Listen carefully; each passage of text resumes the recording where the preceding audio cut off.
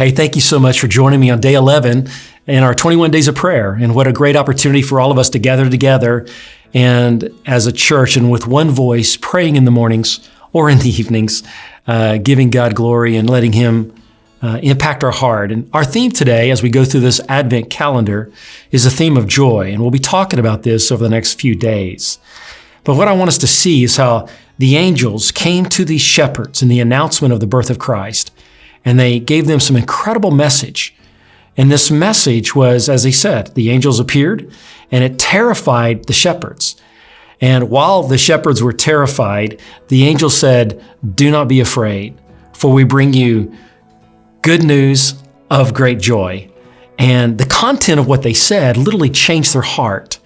But not only was it the content, which we'll be looking at tomorrow, but it was the presence of God. Do you realize that it's the presence of God that brings joy? It's the content, no doubt. But when they looked up and they saw the glories and they heard the angels singing, and their whole countenance went from fear, which is the opposite of joy. They went from fear and transferred into joy. It reminds me of the times that Adam and Eve were where they would walk with God, and there was peace and this tranquility of garden where everything is in unison.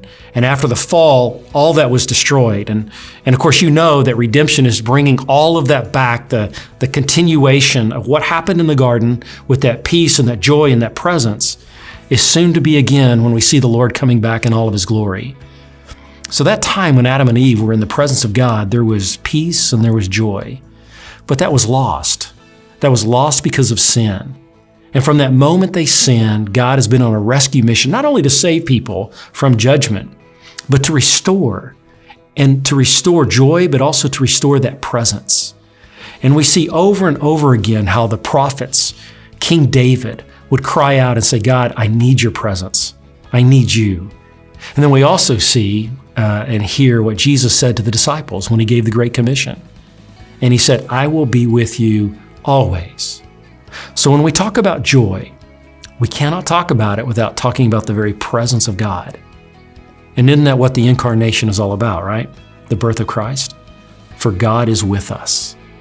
And so when you have God with you, even in the midst of all the problems that the shepherds had, being lower class citizens, financial problems, social problems, the problems you and I have, which wants to rob our joy, it really is a source of fear.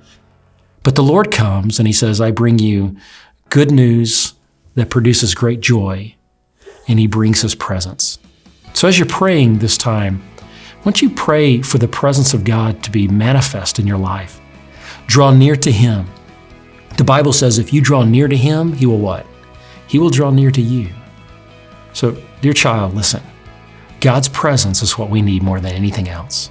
And it'll soothe your heart, and it'll give you the promise of joy. Have a good time in prayer.